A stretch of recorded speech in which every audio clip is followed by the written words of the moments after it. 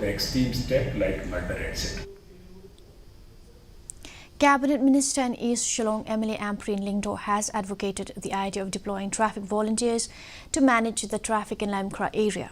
Speaking to reporters after a meeting with the district administration and members of the Lyngdoh Dorbar Balloon on Monday, Lyngdoh suggested that the Deputy Commissioner should allow the Dorbar Shillong to engage traffic volunteers in certain areas and demarcate fresh spaces for parking.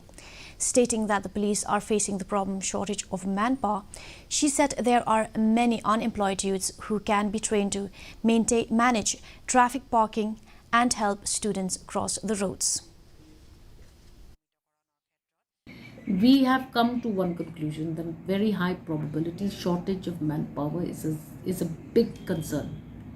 So we have requested the DC to allow our darbars to handle certain areas of traffic where we can likely demarcate fresh spaces for parking which are already at our disposal.